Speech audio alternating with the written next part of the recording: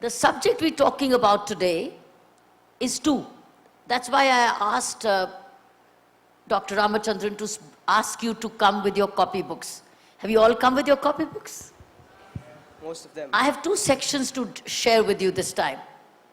That's the way I've collected my thoughts for you. First will be a question, and I'll look for your answers. And then would be a second where I will probably give you an idea to redefine education. How do we redefine it? How do we look at education and by meaning success? That's what we will focus on. But in the first instance, I have a question to ask, okay? My first question is, what are the qualities you as youngsters, you think you need to know before you turn 30? What are the very important qualities which I will give you the researched answers? What is the research saying that you need to know before you turn 30? Because you are at a very important age of learning. There are two brilliant ages of learning. There are two ages of learning. One is early childhood, which is up to the age of 14. That's called early childhood.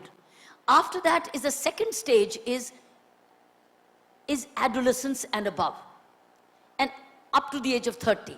What are the qualities you think you need to have before you complete the age of 30, before you touch 30?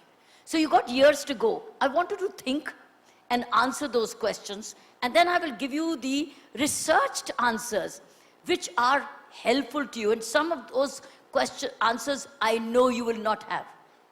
That's why I like this question. When I studied this, I realized that even I did not understand the answers to these, which are in fact wonderful. So they'll do you a lot of good. So number one, before you turn 30, and what you have to start doing now is coping with uncertainty. One of you said it, and that's why I made you clap it.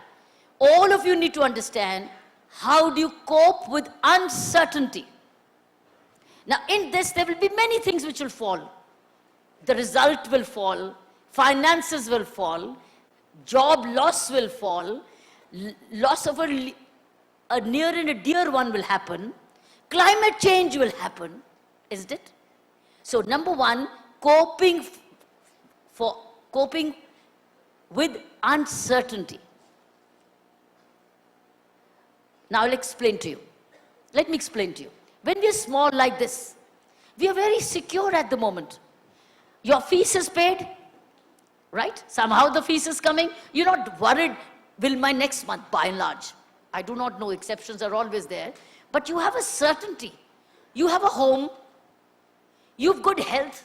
Even good, you have all of your health.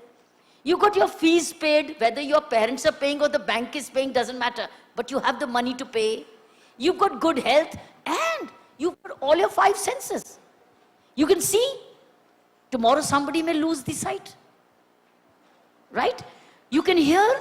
Somebody may lose the hearing aid, need an hearing aid. Or somebody may lose a balance. Something may happen. You may lose your parent. You may lose somebody very dear to you. So please write down, all of you, coping with and preparing to deal with uncertainty. Let's write down these 7 points. Okay, great then. So first one is coping with uncertainty, right? Second, I want to tell you one thing more. When I was small, I thought parents will stay forever. I thought I would always be healthy. I thought my friends would be there forever. Isn't it? You always feel that whatever you have at this age, it's going to stay forever. So the first lesson you need to learn before you're 30 is the impermanence of all this. Nothing is certain. The only certainty is the way you respond to uncertainty. Did we know? Some things we don't even know. The floods in Tamil Nadu. Isn't it uncertain? Any rain, sometimes is a drought, and sometimes it's a flood. Are we prepared for that? Are we prepared for uncertainty? Was Tamil Nadu people, was Chennai's citizens prepared for floods? Yes or no? That's what I'm trying to examine. So you have to be prepared. That means if some crisis like this happens, you have to be mentally trained to deal with it and not cry on it. So nothing is certain. The only certain thing is the uncertainty. You have to prepare as a child, as a student, before you are 30, how to deal with uncertainty. Have you understood? How many wrote? This is very researched answer. I'm trying to tell you that this is your new learning of today is second.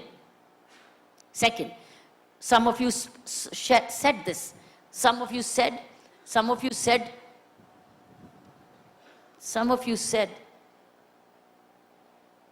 communication. The boy said communication. You said it, right? He was right. But communication how? Everybody's communicating. We all know the language. We all want to speak well. We all want to convey well. But not the communication which we see which is abusive. Not communication which is hurtful. Not communications which is disrespectful. But communication which is graceful. So now you add communication, but it's called graceful education. Graceful communication, which means you should know how to put your word across without insulting anybody. That basically, see the kind of jokes we sometimes do. So communication with grace, you must learn before you turn 30. Because these will all help you even in your interviews. But once it becomes your habit, it's communication with grace to the elders. Communication of grace to the less deprived. Communication of grace with people whose views you don't agree with. See the way we fight on the television? Have you seen panel discussions on television? How disgraceful they are. How fightful they are. How animus they are. How sometimes hostile they are. Isn't it? And how rude they are. Aren't they? So second thing you have to learn before you turn 30, that means both the training, all these trainings begin now. Because these are the things if you learn before you're 30, you're made. You're ready. You're good for the rest of your life. So learning to communicate with, speak the word. Grace. And grace means civility.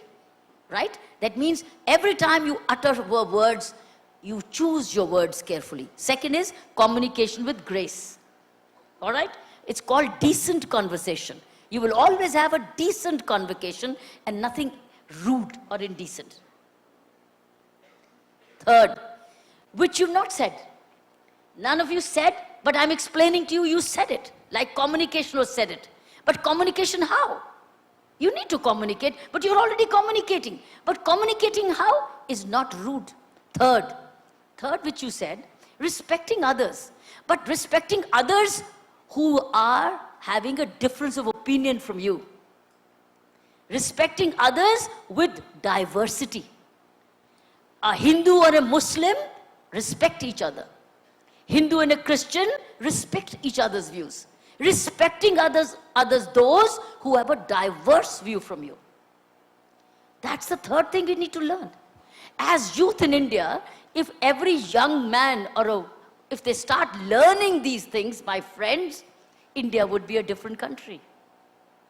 Diversity, meaning somebody like for instance what's happened in Bangalore. Recently, just because of the color of the skin, somebody was pulled down and then injured and hurt. Was that the right thing to do? You have a difference of opinion. You may look different, you may speak a different language, you may have a different faith, but the thing you need to learn as good youngsters is respecting those who are different from you. A man respecting a woman. And he said it. That boy said it. And a woman understanding the man's. That means both understand each other, because there are difference of opinions. It's like in a marriage. You see, if you learn this, all the three things are helping you save many accidents in life. You agree? Or you don't agree? Agree or not agree? Let's go to the fourth. Fourth is, we are not trained to ask. We are not trained to seek help, which has not come in your points. You need help, you must learn to ask. Those of us who have learned to ask for help, because we think, oh, big ego, how can I ask for help? And if I ask for help, I will be undermined. No. Say, I don't know. Learn to say no. I don't know. Could you please help me? No harm. Tell your friend, I don't know. Would you please help me? Asking for help. But once you have civil behavior, you know how to communicate, asking for help will get you help. You agree? Yes or no?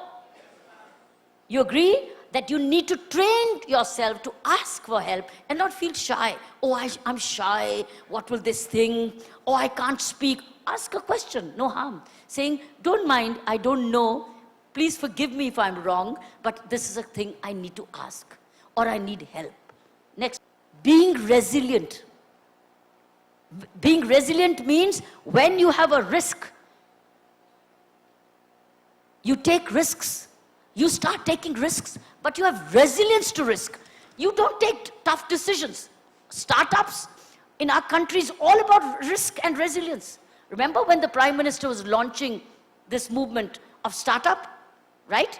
He was saying, you may fail. But all startups don't succeed in the first deal. Did Bill Gates succeed in the first deal? Did Steve Jobs succeed in the first deal? They failed, but what was there? They were continuing to take risks, and they were continuing to be resilient. Resilient means resolute. Resolute means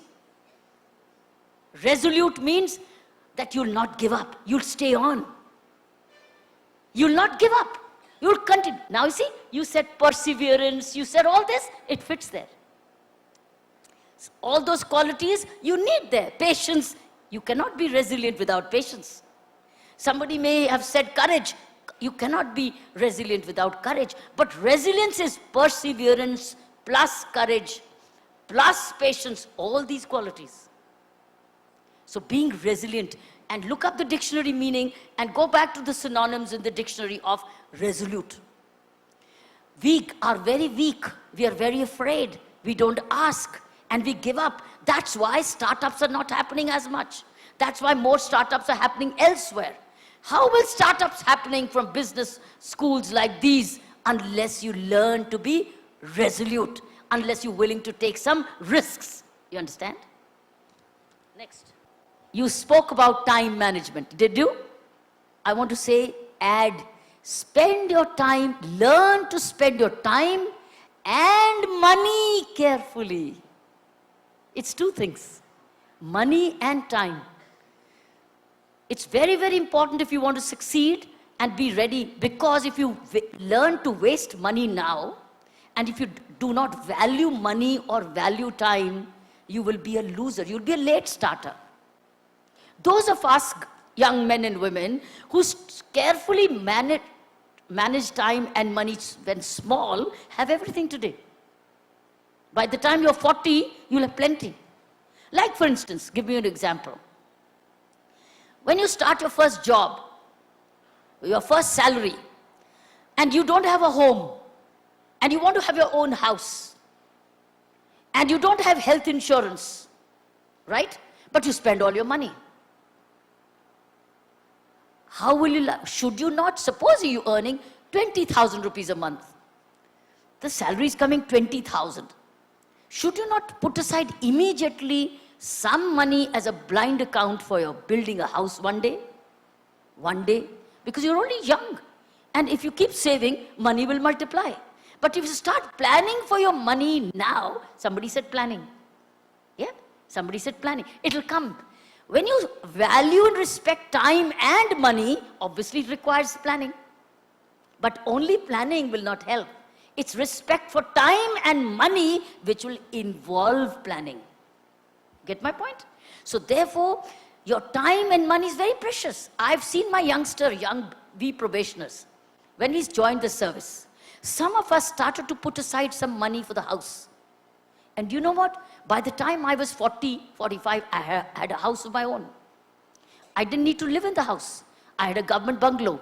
But do you know what happened? I had a house. I could rent it out. I could pay back the rent.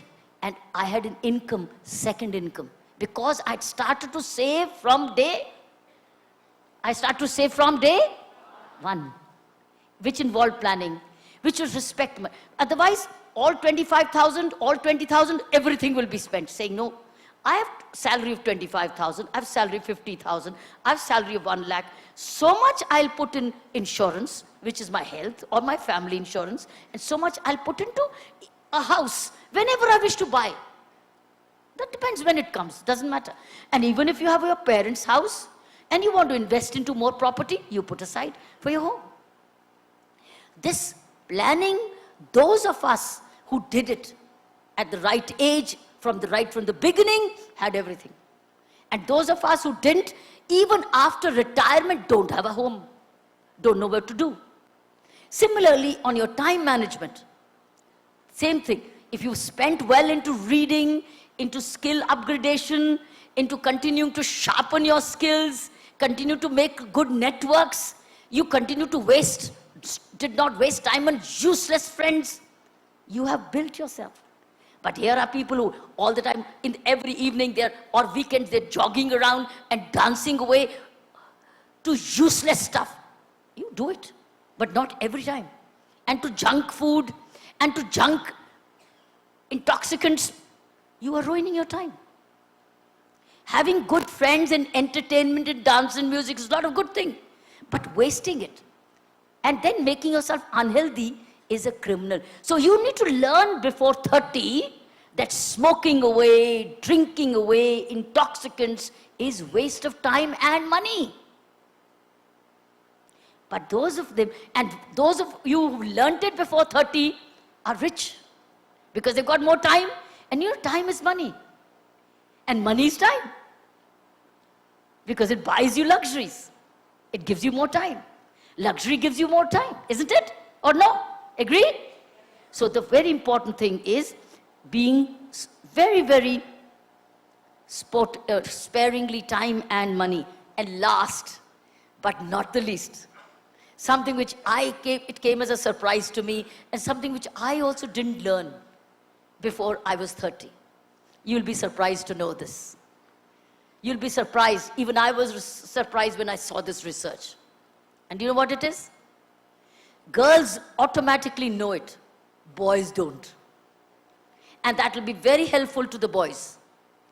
It is learning to cook. It is learning to cook. It's not a question of a boy or a girl.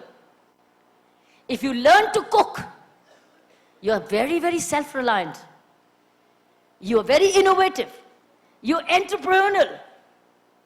You got lots of friends because you can cook so well that you'll invite them home saying, come home, I'll cook something for you. So it's not a male or a female trait. It's a human need. Something I did not learn. And if I were to spare some time for myself, do you know what I'll do? I will go and join a school to learn to cook. But at the moment, I just make a choice. Do I learn to go to cook or do I do something else? I'm making a choice. But the day I think I have a little spare time, I'll go learn to cook. For me, it'll no more be a waste of time. It'll be something very creative and very essential. Is it? You agree with me? And none of our homes train us to cook. If we help our parents, we learn from our parents. Like my parents said, my mother never asked me to help her in cooking. She helped me in organizing the table or everything, but never trained me to cook. She thought, and I was very busy in my sports and my studies and extracurricular activities, though she didn't ask me to spend, but I should learn to cook when I got some time to do. I didn't. due to which I'm dependent on others. Why should I be dependent? Why shouldn't I learn how to cook? So it's not a question of a boy or a girl. It's learning to cook. Now, how many boys will learn to cook? Raise your hands. Where are the others? Come on, boys. Come on, boys. You know how to cook? Yeah. How many will learn to cook? Raise your hands, boys. Those who know how to cook is fine. New boys who will learn to cook, raise your hands. Come on. Ramu, come and see how many will. Why can't we have a cooking class as a hobby? I'm telling you, this will be it's a very essential management tool. You can cook for your manager and a supervisor, and he'll be the boss saying, come home, I'll make you some very nice soup. He will say, great. And then the benefit of this is that you don't eat, you would eat less of junk food because you were willing to cook. Isn't it? Yes, see, he's already thinking. He says, Dr. Ramachandran says, we'll have a contest for boys cooking.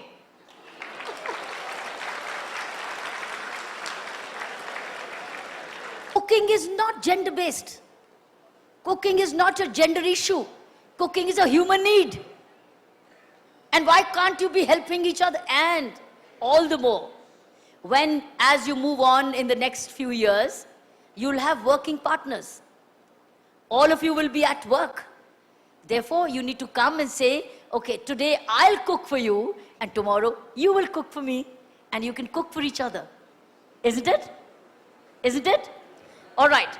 So there can be many qualities. These are the 7 qualities I thought. Before you turn 30, why should you wait till 30? Why should you start not learning now? Why should you wait? But by the time you'll be 30, you will be a PhD in all these 7 things. Because you'll have become more resilient. You'll know how, when uncertainty happens, you'll say, I knew this will happen. Then something in communication, you will be civil in your communication. Every time you will listen to yourself, am I being rude? Am I being abusive? You'll be civil. Third, you learn to respect those people who are different from you. Different faith, different language, different geography, different gender. You will learn to respect each other. And then you learn to ask. You will be trained. This is an age you can ask. Because later on, others will ask you. Your children will ask of you. At the moment, you are still in the category when you are students. You're in the learning category. You can ask. And then, being resilient is not being flexible. Being resilient is being resolute, means not giving up. Flexibility will be part of taking it. But being resilient means not giving up. It's being gritty. It's being determined. The more you explain, the more there is to explain. Then learn to spend time and money carefully and learning to cook. You got it all? Has it made sense?